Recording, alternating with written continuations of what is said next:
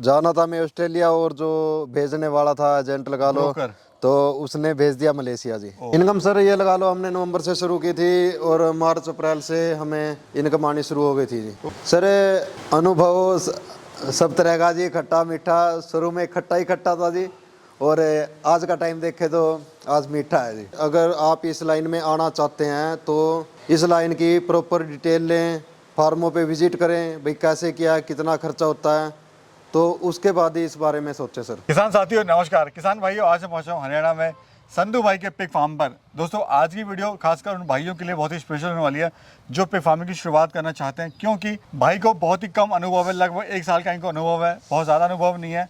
लेकिन इनके अनुभव से हम आज जाने की कोशिश करेंगे कैसे इनका फार्म चल रहा है, कहाँ पर ये सेल कर रहे हैं, कितना इनको इससे प्रॉफिट हो रहा है। अगर इनकी फार्मिंग की बात करें तो बहुत अच्छा इनका फार्मिंग मॉडल है, फार्म बहुत अच्छा बनाया हुआ है, बहुत वेल मेंटेन है, और इनका जो 1 साल का खट्टा मीठा जो अनुभव है वो भी आपको बताएंगे। सर नमस्कार।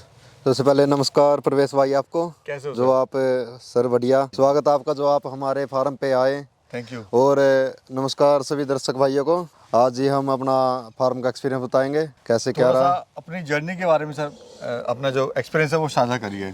सर हमने +2 की, उसके बाद मर्चेंट नेवी का मुंबई में कोर्स करके फिर ऑस्ट्रेलिया का प्लान बना था मर्चेंट नेवी का ही। अच्छा, तो ऑस्ट्रेलिया जाने का? हाँ जी, तो जाना था मैं ऑस्ट्रेलिया, और जो भेजने वाला था एजेंट लगा लो, तो उसने भेज दिया मलेशिया जी। वहाँ पे चले गए, ठीक है। तो वहाँ पे सैलरी भी कुछ नहीं थी, यही 20-25 हज़ार अपने यहाँ के। बंदा अपना घर छोड़ के जा रहा है, देश छोड़ के जा रहा है, और 20-25 हज़ार कमाएगा, क्या फायदा। यानी बोला कुछ और कि आपको वहाँ लेके जाएंगे ऑस्ट्रेलिया, लेकिन आपको मलेशिया लेके गए हैं और सैलरी बहुत ही कम आपको दे दी। बिल्कुल सर। ठीक है जी, उसके बाद फिर क्या रहा सफर आपका सर? उसके बाद सर वापस आ गए, फिर सोचा कुछ बिजनेस करते हैं। अपने यहाँ पे गाड़ी का भी काम है, गाड़ी गुड्डी चला लेते हैं, तो ट्रांसपोर्ट का बेसिकली। हाँ जी। उसके बाद फिर फार्म की भी सलाह बनी जी, तो हमने कई फार्मों पे विजिट किया कि भाई देख के आओ इधर भी उधर। तो कई फार्मों पे विजिट करके हमने अपने फार्म का स्ट्रक्चर तैयार किया जी। यानी खुद ही आपने ये अपना स्ट्रक्चर बनाया? हाँ जी, ठीक है। हमने इस चीज़ की किसी से सलाह नहीं ली, बल्कि मैं फार्मों से विजिट करके जो जो चीज़ जिस फार्म की अच्छी लगी, हमने अपने फार्म पे वो चीज़ें ऐड कर ली जी। ठीक है जी, ठीक है। तो चलेंगे फार्म टूर कराएंगे, किस तरह का सर ने फार्म बनाया है, और चलते चलते ही बात करेंगे हम लोग कि कैसे आपका जो जर्नी है वो चल रही है। तो यहाँ से सर अपने फार्म की एंट्री होती है? हाँ जी, एंट्री होती है सर। एंट्री पे ही हमने चूना डाल रखा है, और ये लाल दवाई पोटेशियम परमैंगनेट, इसमें हम पैर भिगा के जूता जैसे। हाँ जी, और ये चूना हो गया, और उसके बाद आते हैं जी एंट्री पे। ये एंट्री हो गई जी अपनी। अगर इसकी शुरुआत आपने कितने साल पहले करी थी? सर हमने नवंबर 2024 में फार्म की शुरुआत कर दी थी जी। 1 नवंबर को हमने इसमें माल डाल दिया था। कितने एनिमल से आपने शुरुआत करी सर? हमने 4 से 5 से जी। और उस टाइम पे जो खर्चा आपको आया था वो कितना आया था? खर्चा सर 7 लाख तो हमारे स्ट्रक्चर का ही है, फार्म का खर्चा है, और उससे अलग माल का हो गया, फिर फीड का आ गया जी। तो कितनी मेल से आपने करी, कितने फीमेल से आपने स्टार्टिंग करी? सर 1 मेल था और 4 फीमेल से हमने शुरुआत की है जी। अच्छा, लोग तो कहते हैं सर मिनिमम 10 से करिए, 10 फीमेल और 1 मेल लीजिए, लेकिन आपने 4 से शुरुआत करी। हाँ जी सर, सबका अपना अपना बजट होता है जी, अपना अपना हिसाब होता है। अगर हमारा बजट कम है और हम फीमेल ज़्यादा लेके आएंगे तो हम वहीं से मार खाना शुरू कर देंगे जी, क्योंकि हम फीड की कॉस्ट नहीं वो कर पाएंगे, उनकी पुगा नहीं पाएंगे सर। आपकी जो प्लानिंग रही सर, यानी आपने जो फार्म शुरुआत करने से जो आपकी प्लानिंग क्या क्या थी सर, वो बताइए। पहली प्लानिंग सर यही था, हमारा बजट लगा लो 10 लाख तक का था जी। तो तभी हमने फार्म अपना तैयार किया जी। उसमें फार्म भी तैयार हो गया जी। 7 लाख का ये लगा लो जी, 2-2.5 लाख का माल भी आ गया, और उसके बाद जो बचते हैं जी उनका फीड आ जाता है सर। नहीं, आप फार्म पे आपने कितने फार्म पे विजिट करा, देखा आपने जाके? सर 4-5 फार्मों पे तो विजिट किया होगा जी। और उसके बाद फिर आपने शुरुआत करी? हाँ जी। अच्छा, हम ये देख रहे हैं सर, आपने चेन क्यों लगाया हुआ है? चैन सर जब भी पशु स्ट्रेस में होता है तो वो चैन को चबाता है जी, स्ट्रेस कम करने के लिए। अच्छा, उससे जो उसकी संतुष्टि हो जाती है? हाँ जी, नहीं तो वो दोबारा खाएगा। जैसे ब्लॉक है, इनका साइड इफेक्ट ये है जी, उन्होंने खा भी रखे हैं। अच्छा, ये जो आपने दीवारें बनाई है? हाँ जी। ये इन्होंने चाटी हुई हैं? हाँ जी, चाट रखे जी, खा रखे हैं ये, और छेद भी हो रखा है। हाँ, तो उसके बाद हमने चैन लगाई है जी, स्ट्रेस कम करने के लिए इनके। इसमें सर ये बताइए, जो आपकी इनकम थी वो पहली वो कब आनी स्टार्ट हुई? इनकम सर ये लगा लो हमने नवंबर से शुरू की थी, और मार्च अप्रैल से हमें इनकम आनी शुरू हो गई थी जी। तो कितनी आई सर पहली इनकम? सर पहले हमने 65,000 का माल बेचा था जी शुरू में। ठीक है, और कितना खर्चा आ गया इस पूरे फार्म को बनाने में, और एनिमल पे कितना खर्चा आया? खर्चा तो सर फार्म पे 7 लाख का आया जी, और उसके बाद माल आया होगा जी 2.5-3 लाख का, और फिर फीड का आता है जी उसके बाद खर्चा। मतलब 14-15 लाख का आपका बजट बन गया इसमें? हाँ जी बनता है जी इतना जी, क्योंकि बजट लगा के तो कम चलेंगे जी, खर्चा कम आएगा, लेकिन जब तैयार किया माल आया उसमें तो थोड़ा बजट बढ़ जाता है जी। अच्छा, काफ़ी भाइयों के सर सवाल होते हैं कि हमारे पास 3 लाख का बजट है, 4 लाख का बजट है, तो हम पिग फार्मिंग कर सकते हैं क्या? तो आपका क्या कहना है सर इस बारे में? सर 3-4 लाख में तो मेरे ख्याल से बिल्कुल नहीं कर सकते जी, अगर वो फार्म खोलना चाहते हैं जी। छोटे लेवल पर कर सकता है, अगर 2-3 मादा रख ली, अपनी 2 मादा रख ली, उनके लिए फीड बुगा लेगा तो उसमें 2-3 लाख से शुरू कर सकता है जी। अच्छा, आपकी जो सर प्लानिंग है बिजनेस की वो बिल्कुल अलग है। आप फैटनर यानी कटिंग के लिए माल तैयार नहीं करते हो, आप सीधा बच्चे सेल करते हो, जबकि अभी जो लोगों के पास है वो माल बड़ा माल है सेल करने के लिए, वहाँ पे भी थोड़ा रेट कम मिल रहा है, लेकिन आपका एक अलग ही अनुभव है सर। हाँ जी सर, हम तो बच्चे सेल करते हैं जी। आज का टाइम देख के तो रेट काफ़ी डाउन है, और जो बड़ा माल है वो सेल भी नहीं हो रहा जी, पास पशुओं पर वो खड़ा है जी फार्मों पे, और हमें बच्चे बेचने में मज़ा आ रहा है जी, सेल हो रहे हैं तो हमें बड़ा करने की ज़रूरत भी नहीं है सर। तो अभी ऑल ओवर क्या प्रॉफिट ले रहे हैं सर?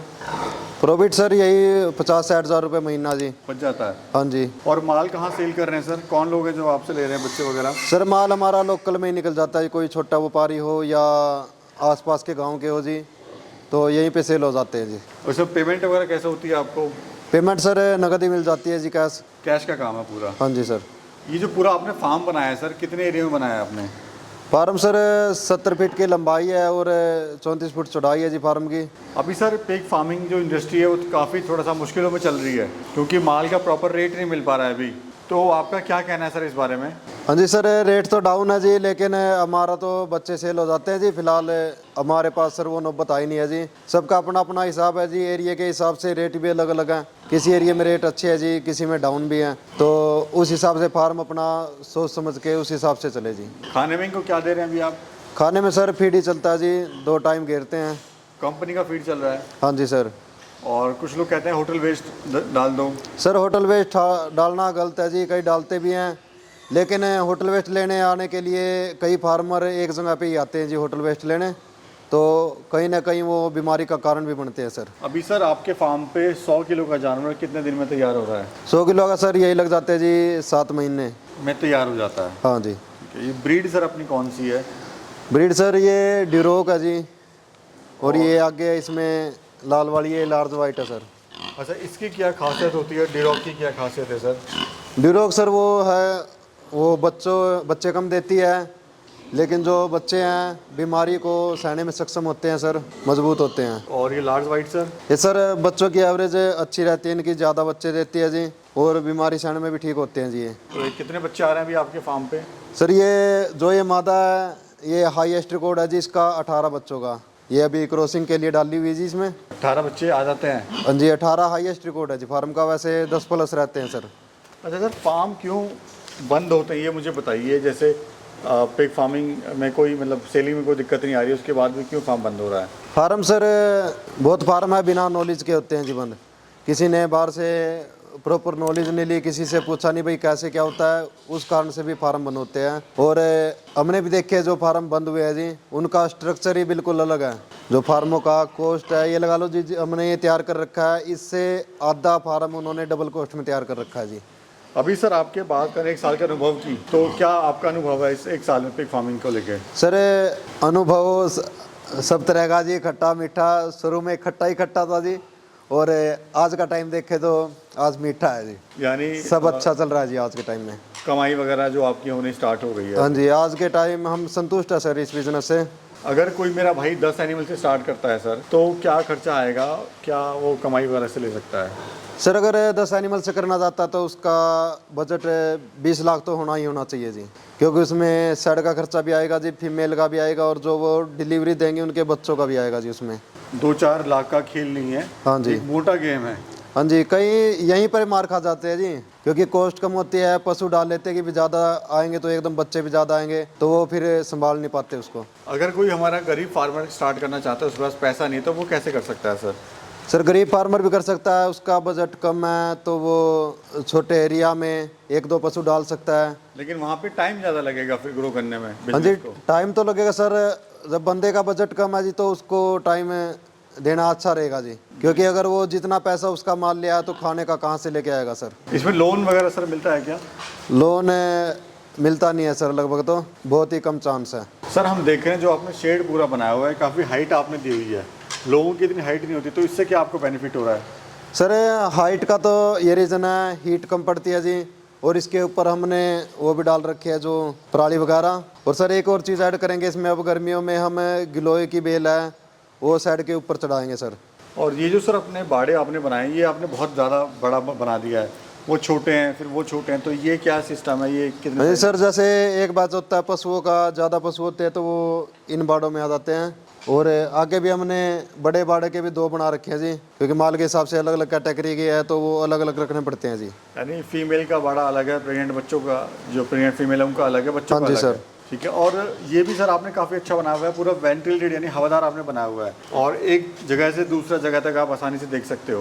हाँ जी बिल्कुल देख सकते हैं सर, यहाँ से हमें पूरा फार्म दिखाई दे रहा है, पूरी हवा क्रॉस हो रखी है, और पंखे लगाए हुए हैं, एक पंखा भी चलेगा तो वो पूरे फार्म में हवा घुमा सकता है सर। अभी कंफर्ट में रहेगा। हाँ जी सर। ठीक है सर, आप क्या सर संदेश आप देना चाहते हैं हमारे जो दर्शक आपको देख रहे हैं?